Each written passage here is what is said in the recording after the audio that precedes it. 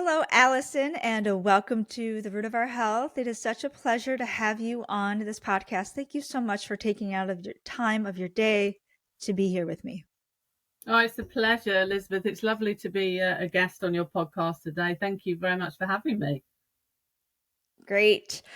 I always like to start with my guest on what their background is, how you got to where you are today. So if you could share a little bit of your background and why you do what you do today. Yeah, my journey started when I was a teenager. I suffered from very bad skin, so I developed the teenage acne, and it's terrible at that time, isn't it? Because you're feeling self-conscious, you've got all these hormones in your body, and then to develop skin problems. And I didn't want to just take medication, so I started really looking at, what was happening, what was causing this, the hormones, etc., and what I could do with lifestyle, diet interventions. And that really gave me my initial real interest in hormonal health, because it was fascinating. Even as a teenager, when I did certain things and real like lifestyle changes, I saw a huge improvement in my skin. And from that, I actually trained and became an esthetician. And I was working specifically with clients with hormonal skin issues. And that really led me into the perimenopause, menopausal client arena, because that is the time where you can suddenly develop acne again when you're going into perimenopause. So I've started working with those clients, and very soon came to realize that you need, of course, you can do a lot with aesthetic treatments and products, but you also need nutrition. And that's when I decided to go back to university and study nutritional science. And ever since then, I've been specifically working with female hormonal health within perimenopause, menopause, and postmenopause, all the years afterwards. Because it's an area, I mean, I saw in my family network, my mother, my grandmother, and, all close family members and friends, that when they were going through perimenopause and menopause, it wasn't really spoken about. It's getting better, actually. I mean, I live in Europe, and there's a bit of a menopause revolution going on at the moment. We are starting to talk about this subject more, but there's still a long way to go. And I really have made it my mission to get the knowledge out there and really try to help women, because it can be a very tough time in a woman's life. Yeah, thank you. Thank you for doing what you do. And to really, back in the day when you were a teenager, to take it on yourself. Because a lot of times, was this something that your mom or your family helped with as well? Because a lot of times, teenagers, obviously, you get topical solution. I remember I had really bad acne and I had to have topical solutions. I had to take medication, all of that stuff that actually is not good for you in the long run. But we didn't know because, obviously you're teenagers and you're going underneath your parental advisor. So I was just wondering how you just decided to kind of say, okay, I'm going to take a different route. What was that conversation like for you back as a teenager? Yeah, good question. A lot of it was to do with my mother. And, I was totally, I was taken to the doctor, and they had a different topical and medications that, they suggested that I took. My mother was a professional chef, and I was lucky enough to grow up on a farm in the south of England, and she grew all our own vegetables. We had homegrown fruit. So from a very young age, I was very aware of like whole foods. That eating well made you feel good, and I think that kind of stimulated me as a teenager when I started to have these issues in my skin, to really kind of look at what I was eating. Excuse me, to eating as well as lifestyle. So I think it was my mother, actually. Awesome. That's, again, that's Sorry. from such a young age into, it's okay, such a young age into current is when you grow in what you learn. And so the question that I have um, is, what are these hormone balancing foods that you have developed or you have realized that would help our hormones kind of balance them out? Some of them, if you want to give them out. Yeah, sure. I mean, when you look at diet, when you look at perimenopause, menopause, and diet, and what we're eating, it's all it's not really just about specific food. It's like the whole way that you eat. It's like eating in balance, and things that you should avoid eating. For example, all the refined, very processed foods that really out there all the time now, aren't they? It's very difficult to avoid these foods, and they cause blood sugar imbalances because of the high sugar content in them. And this really has a knock-on effect. It's not beneficial for anybody, but when we go into menopause, we can become we can say that the body is more sensitive towards blood sugar imbalances because we don't have our insulin, which is the hormone that helps to regulate glucose in the blood. We can become insulin resistant due to the decline in estrogen. We shouldn't forget that estrogen is a key hormone for metabolic health. It's needed for virtually all bodily systems. It's not just a sex hormone, and I think that we tend to forget that. It's so crucial. So avoiding processed refined foods is really beneficial for hormonal health, hormonal balance. Drink something as simple as drinking more water. That really is beneficial for hormonal balance. And in general, we don't drink enough water. I know it sounds very basic, but we don't. We think that we do, but you're busy, and life gets in the way, and you think, oh, I'll have a glass in a minute, and then you're working, you forget. So really, on average, it obviously depends how active you are, but around 8 glasses of water a day is what you should be looking at drinking. And then introducing, really looking at what you put on your plate. We as women really need lots of vegetables, specifically cruciferous vegetables, because these really help in the elimination of or the detoxification of estrogen. Estrogen is a hormone, as we know, but we need to be able to eliminate the so-called the used estrogens from our body. And eating cruciferous vegetables, which are very rich in fiber, amongst other things, really helps your body to eliminate these, because we don't want the old estrogens left in the system because they can start recirculating. So fiber, cruciferous vegetables like cabbage, Brussels sprouts, broccoli are really beneficial for hormonal balance. There is a nutrient called a phytoestrogen. Phytoestrogens are actually plant estrogens, and they've been shown in research to be beneficial for menopausal women, and can help with certain symptoms like hot flashes.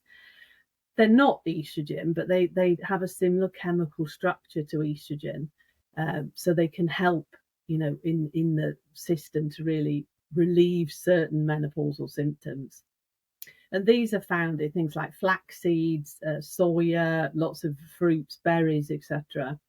And then one thing that we don't eat enough of, which we need for hormonal health, is healthy fats. I think healthy fats are a swear word. I know that the era that I grew up in, fat, everything was low fat. You couldn't eat fat. Whereas now, due to our knowledge and research, we realise that we need fat. And it's very much down to the type of fat that we're eating. There's lots of different sorts of fats, but we want the healthy fats like avocado, nuts and seeds, olive oil, all those wonderful healthy fats, and really avoiding the trans fats, the highly processed seed oils, because they cause inflammation in the body, and they're heated up to such high temperatures. They're so damaged that they're not beneficial for our overall health and for hormonal health. So there's so many different things that you can really do for hormonal health, and protein again is a key thing in women's menopausal health, and it's we don't eat enough of it, and this is really it's like the building block to the body, and we lose muscle mass as we come into perimenopause and menopause. So we really need to eat more protein, roughly a palm size with every meal. And when you think of protein, you're looking at like chicken, fish. If you don't eat meat, your soya products, beans, etc. Meat. So protein is key for women, really, really key, and it also makes you feel satisfied. So you don't eat as much. Anyone that is maybe looking at weight management. Yeah, thank you. It's kind of like having the whole gamut of whole foods, right? Yeah. It's but I want to go back because I love when you talked about water. I think that is again that is an underrated health something that we can just like you said it's simple but we don't. And being a health coach I get I that's my question like top 5 questions that I ask all my clients. Like how's your water intake? Now, I know from experience that when I am busy and I do back to back sessions or I'm running around, that my own intake decreases. And you can physically feel that. It's a physical, like either get a headache or the dehydration just sets in. And yeah, overall, I think metabolically, that can also help in addition to all the cruciferous vegetables, the protein, the fats. I mean, fill your plate, but have a glass of water right next to you. Drink the water, then eat, and you are set. So thank you for going through all of that. I mean, I didn't know, but I'm glad that it's not just one type of food or a group of, it's just basically getting rid of your the process like you said and the trans fats and all of that and sugars excuse me of course um so I talk a lot about prevention and I know I'm sure you do as well is it's really a key to a healthy lifestyle overall um but the prevention really is obviously before we get the perimenopause. However, if somebody is going through perimenopause and menopause, are they what should they be, focusing on or is this just too late for them?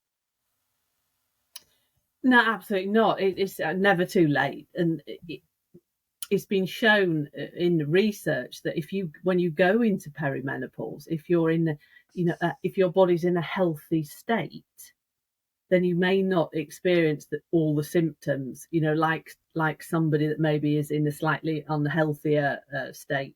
So, I mean, looking after yourself is key to how. Obviously, it's very individual. It is really individual how every woman experiences it. But what they've seen in studies that women that go into menopause in a healthy state with a healthy body weight tend to go through the transition in an easier way than women that maybe are slightly unhealthy or don't look after themselves as much.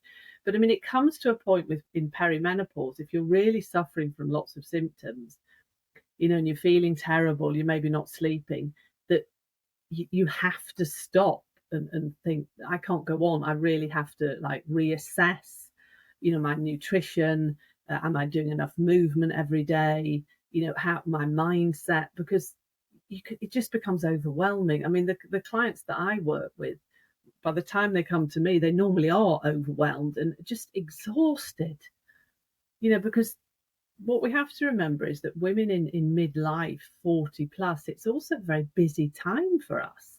You've maybe got children at home, your parents maybe are getting older and they need more caring for. You've got a career. The women do everything, don't we? We're the carers, and there's lots of stress in your life. And then on top of that, you've got all these little menopausal symptoms creeping in. So it's really, really key to look after yourself full stop. But if you look after yourself in a brilliant way before you come into menopause, then hopefully your experience of the transition will be better. Great. Thank you. It's not the end of the world. No. It's not the end of our life. It's actually, I'm sure you say it as well. It's probably the beginning of our, life in terms of a second awakening, so to speak. Um, so outside of nutrition, what other areas should we be working on during this time? Yeah, one key area, and this is what I talk to a lot of people about, is stress management. Stress management it's not beneficial for anybody, but when we look at menopausal women, it just causes a cascade of negativity. Because what happens when you're chronically stressed, which majority of people seem to be these days, don't they? Stress is just everywhere. Your body releases stress hormones. Cortisol in particular is a stress hormone. And this stress hormone, it enables your body. I mean, the stress response saves us. Years ago, we would be running away from danger, a tiger, or being chased by something. So the stress response is needed, but not when we're just at work or sitting at the computer. Maybe you're getting agitated, your boss, or something's happened. You will have this constant release of cortisol into the system. And what happens with cortisol is that the digestive system doesn't work like it should. It releases sugar, so glucose, into the system to give you energy that it thinks you need to run away, which in turn, insulin resistance, weight gain. So there's a real cascade of negativity when we look at stress.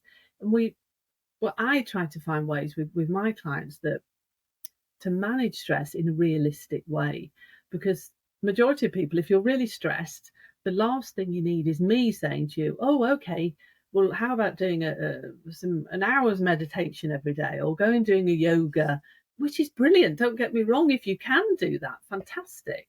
But there's not many of my clients that would be able to do that, to do with the time scale. Finding something, I'm a huge fan of deep breathing, breath work.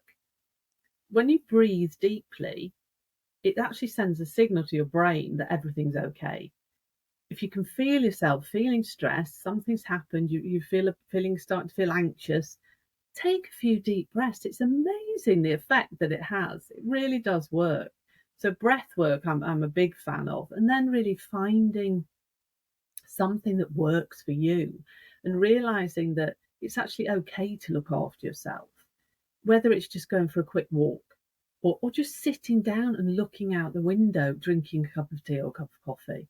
But really think about what you can do to reduce your stress, because stress is so detrimental for menopausal women.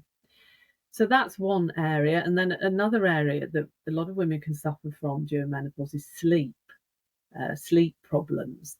And as we all know, if you're not sleeping properly, you just feel terrible. There's nothing worse, is there, than waking up in the early hours of the morning and not being able to get back to sleep. There is a reason for this due to the decline in hormones, and a symptom of perimenopause and menopause can be night sweats, and that will wake you up because you're feeling so hot and you're really perspiring. So sleep is crucial, and finding ways that you can really navigate that so you can sleep.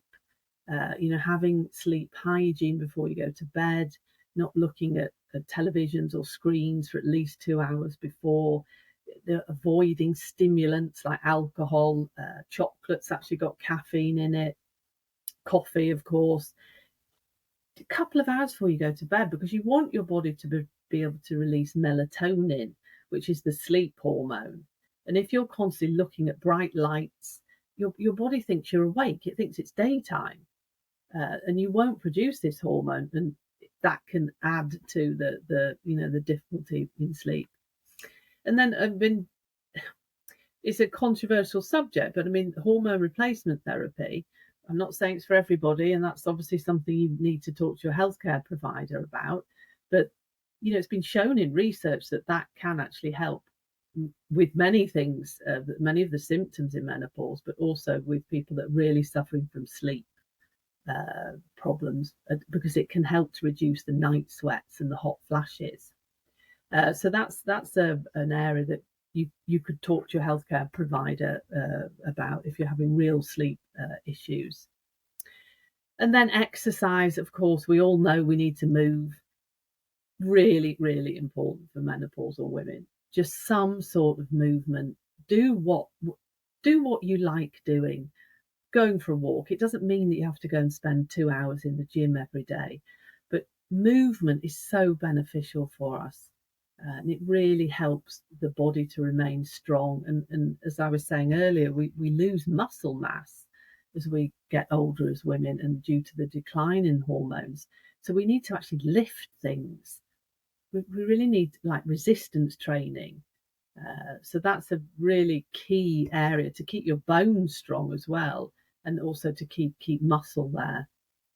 Uh, yeah, that's some of the things. There's there's loads more. Yeah. No, and those are good, good starters, right? They're I think in order, I would probably do like the sleep. Well, I wouldn't say in order, because I think they all kind of go, in tandem, next to each other in terms of sleep, stress, and exercise. Sometimes when you exercise, you get better sleep. Sometimes when, you get better sleep, you're less stressed. So it all goes in tandem. And I like what you say, because, I say this to my clients as well, is do what you can. And I love when you were talking about the stress management, because it kind of reminded me of, um, a lot of times trying to manage our stress can be stressful, right? Being like, I have to sit down for 20 minutes and meditate and close my eyes and not think. And then they just give up because they're like, I'm not doing it right. So I'm just, but the deep breathing, that's wonderful advice. And then the walking outside, maybe putting your foot in the grass and do, I think it's forest bathing, I believe it's called. And just, yeah, and just stare. Cause a lot of times we're just go, go, go. We're just a lot of outside stressors hating us. And I personally know this from my own experience. I have a hard time to just rest and just stare and just be. But I have been, getting better. And I know a lot of not only my audience, but just in general, women, as you said before, we take on a lot. We take on a lot. Motherhood, just aging parents, all of that stuff, and work, and all, just everything, trying to hold things together. And so whatever we can do 5-10 minutes out of the day to just be, I think is going to help, tremendously, like you said, to get through this transition. Same thing with sleep. But I do actually have a question with that. Now, if somebody was not to take the HRT, and you referenced that you gave great tips about how to go to sleep, and if somebody is waking up with the night sweats, what should they do if they aren't doing, something else like HRT to help with that? What should they do on their own to kind of make sure that they can go back to sleep? Yeah, it can be very difficult because there's some women that really suffer from that. But the best thing really to do is to you can actually, and I've recommended this to some of my clients. There's like cooling blankets, like that you can have over the top of you, that is actually cooling. I think you can actually buy cooling pads that you can have under that you lie on, and also making sure that that you're wearing cotton clothing as well, because that feels much more comfortable. But you really want to be looking at how to reduce, because really night sweats and hot flashes, they really go together, because even when you have a hot flash, sometimes in the day you can start perspiring. What it's been shown in studies is things like alcohol is not, but alcohol is not the friend of a menopausal woman, and it can make night sweats, hot flashes worse. So I would certainly suggest to any woman, if you are suffering from night sweats, is just reduce or avoid alcohol. There's nothing wrong with having the odd glass of wine, but if you find that you're having maybe a glass of wine every night, just do for a couple of weeks, just see how you feel if you just stop doing that, and be mindful, and think about the night sweats, see if they improve. Spicy foods as well, this is very individual, but some women tend to find that can trigger off night sweats and hot flushes, like spicy curries or whatever. But it's very individual, because some people don't find that. So it's really looking at what you're eating as well.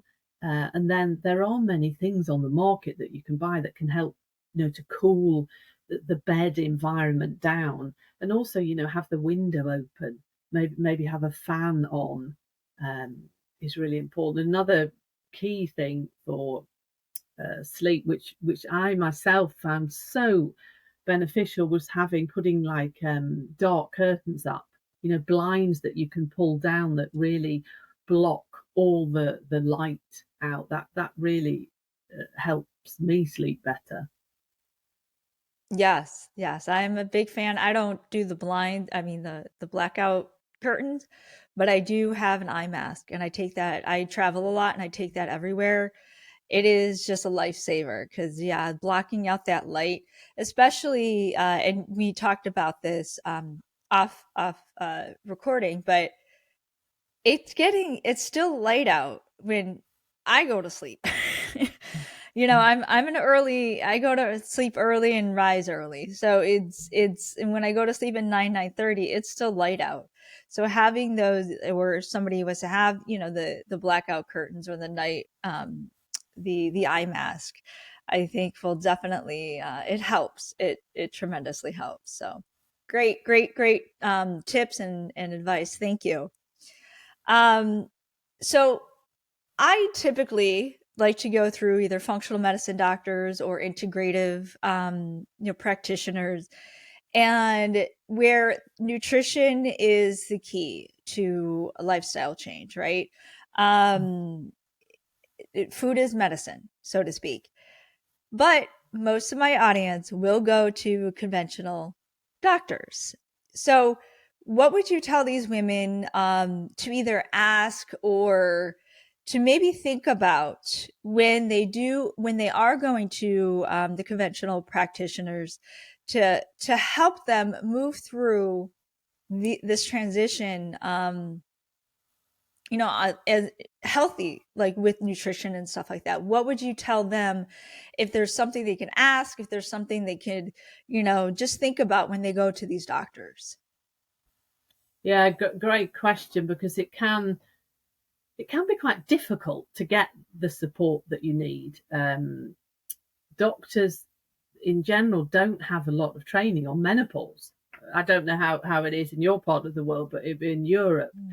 it's a very, very small area. It's getting better because there is this menopause revolution going on, and women are really demanding the support.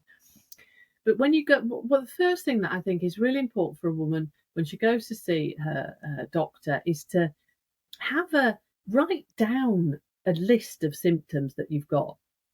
Because a lot of the time, if you go to a doctor and just say, "Oh, I'm feeling really tired, I feel a bit anxious, I feel hot," they don't always relate that to the menopause. But if you write down, because the list of symptoms in perimenopause and menopause, there's over 40 different symptoms. The main or the most common ones are lack of sleep, fatigue, like exhaustion for no reason, um, night sweats, brain fog, really not being able to remember things. And I think once you've got all that written down, and you say to your doctor, "Look, I'm feeling terrible. I feel I've got all these symptoms. Um, could it be? Sometimes you actually have to say to the doctor, "Do you think I'm in perimenopause?" And then, you know, not settling. If you don't get the support that you need, go and see another doctor, because there's so many different solutions to how you're feeling.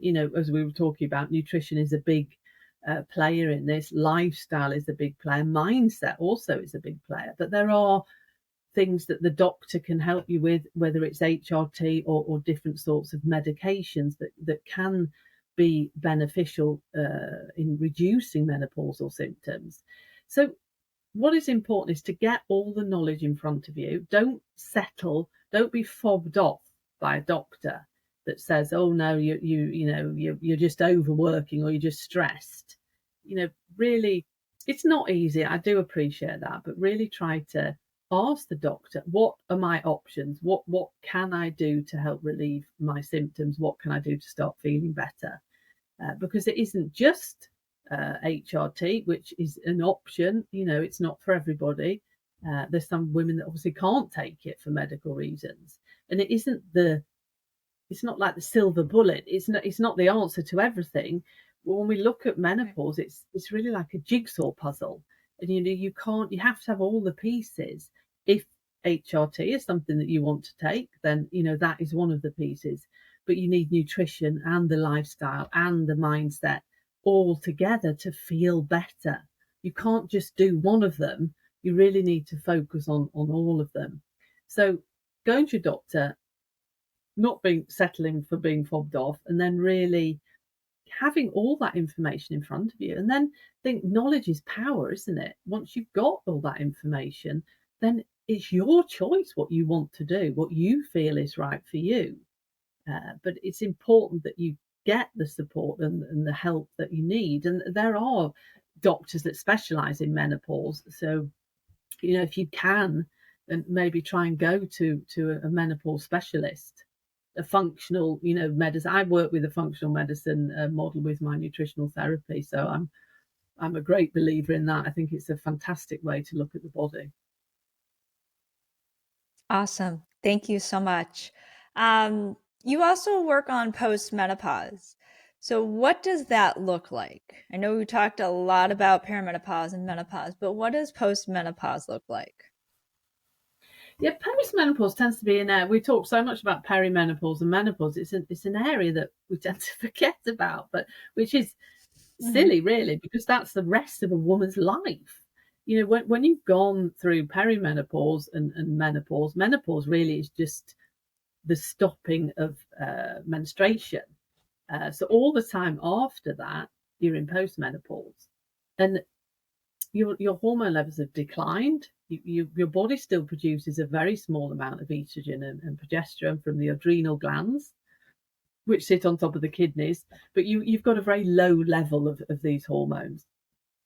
Hopefully, not it doesn't happen for every woman, but your symptoms should gradually just subside. But like I say, it can take quite a few years for this to happen, and it's very different depending on the person. But you should really focus on, your overall health. Because of the decline in hormones, we have to pay special attention to bone health. We need estrogen for strong bones. The risk of osteoporosis increases as we go into postmenopause and for the rest of a woman's life. Things like diabetes 2, because of the insulin resistance and the metabolic changes that happens due to the lack of hormones. We have to be very careful about what we eat, and as we were saying earlier, get rid of all the sugary processed foods. Another area in postmenopause is heart health. Again, estrogen is needed for the circulatory system and heart health. So thinking about what you're eating, exercising, and then another really fascinating area that more research is needed on this, but it's an area that they're looking at to do with brain health, because there's a huge increase in Alzheimer's and dementia. And they're wondering if there's because it's more predominant in women. and they're wondering if there is a link, in estrogen and the development of dementia. So we need to look after our brain. We need to feed it with all the lovely healthy fats, and we need to, you know, keep active. Keep reading, keep doing things, keep stimulating your mind, learning new things all the time is wonderful for brain health. And then obviously what you do lifestyle wise, again, alcohol, smoking, all of those things are terribly detrimental for brain health. So it's really kind of in postmenopause, you've really got to look after yourself, but because of the decline in hormones, you are more vulnerable to certain health, chronic health, outcomes. But if you look after yourself and really focus on looking after all these bodily systems, then hopefully you should have a happy post-menopause. It's like a new beginning, isn't it? It can be like another 30 years of a woman's life. Yeah.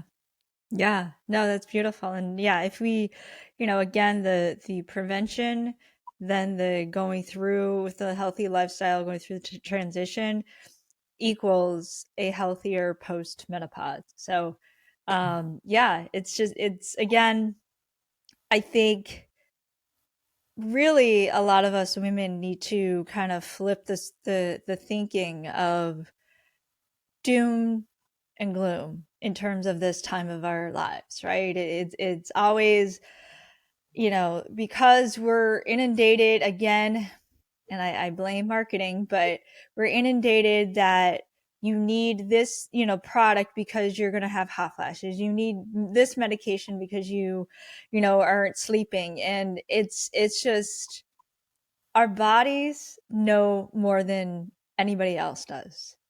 So when we listen to our bodies and we treat it like it's a temple, like it's gold, it's not going to fail you. So it's just more or less following your tips, your advice, and we can again we can have a good time through this time, transition, and it doesn't have to be to where it's going to be just a a Mm. bad or a sad time of our life, right?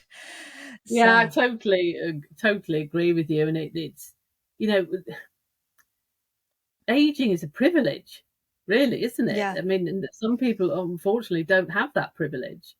yeah, And I think it's fascinating in certain research that they've done on women, menopausal women, that women that are in cultures where menopause is or older women that have gone through menopause are looked up to, so that they're thought of as being, the head of the village. They're very wise, the woman that people go to for advice, don't experience menopausal symptoms like we do in the Western world. So there's some sort of mindset connection there as well, like you were saying, what yeah, this negativity, all doom and gloom, and it's going to be terrible.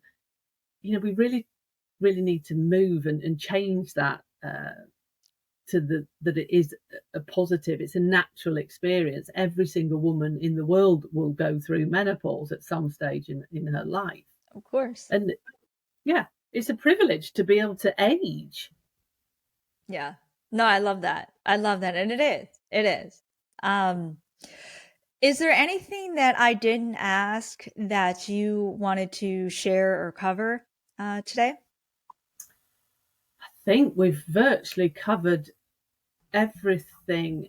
Just one. I know it's an area that a lot of women and a lot of my clients suffer from is weight management. This is a topic that, Mm. really coming into perimenopause, all of a sudden you can just find you get this like tire like round the abdomen area, and it can be very distressing, even for someone that is, eating the same, exercising, they're not doing anything different in their routine, but all of a sudden they find that they're putting weight on, or it's a redistribution of fat on the body, and there's many reasons behind that. And it's quite a complex area. When we look at weight gain in menopause, we still don't truly understand it. but we kind of go from a pear shape to an apple, because of the metabolic changes, because of the hormone imbalances. Testosterone can become more dominant during this time. But when we look at ways to kind of balance this with weight management, is you really have to think that you can't eat as much as you ate when you were younger, because your metabolism slows down, and that's not, you can't blame everything on menopause. That is actually also in the aging process. So really think about how much you're actually eating, and maybe you could just cut that down a little bit, and then really look at, again, everything that we've already spoken about, is just look at what you're eating. You want to choose foods that are nourishing your body, and choose to avoid all the processed, refined foods that really have no nutritional value. If they've got a whole list of ingredients on that you don't know what they are, then I would really recommend that you don't eat them. But you don't have to suffer with weight gain. There are ways to really manage that. Um, but the most practical thing, and the one that is best for our overall health, is really just to eat whole foods. Eat food that you can see on your plate that what it is. It's not processed and refined. Yeah, thank you. Yeah, that's a big one, of course. But like you mentioned, the whole nutritional foods really are going to be satiating, especially if you do have the proteins and fats on there, or the healthy fats on there. So to kind of go along with kind of not eating as much, if you do have the whole nutrition foods like that, you won't be eating as much versus the processed foods. It's empty calories. It's just empty, it's not going to fill you up. And that's when you overeat. And that's again, the weight gain and everything with the hormones and just in general. So yeah, no, it's kind of, again, it's easy. It's a simple thing, but yet we don't know, it's hard, meaning when your habits are there, it's hard to remove those habits. But people like you and I can definitely walk them through on how you can transition in a healthy manner by doing everything that you mentioned today, and walking them through, and being that accountability person. So where can that actually leads me into this next question? Where can people reach out to you if they want more information about you? The best place really is my website, which is alisonbladh.com. That's BLADH. On there, all my social media, you can find me on virtually all social media under Alison Bladh. And also my website, there's a resources page. So if you go to that, there's lots of free downloads, like, ebooks and recipe books and everything, really to get you going, to kind of give you ideas about how you should eat, and what foods you should be eating. And they're for all different, whether it's hair health, skin health, weight management. So if any of your listeners want to download anything, it's all free, but please feel free to go to my website.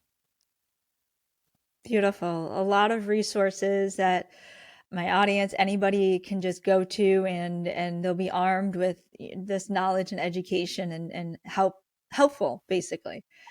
Before I get to the last question, I want to acknowledge you for doing what you do, uh, in terms, again, you walk the walk, you talk the talk in menopause, perimenopause, and this transition of our lives. That's scary. That's scary. That's, because it is a relinquishing of womanhood.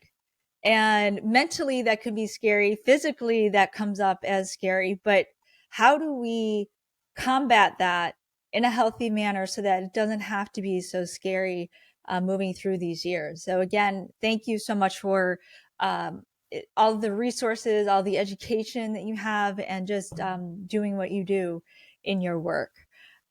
So, I want to give you kudos on that. Um, the last question I have is, what is your favorite quote or words of inspiration?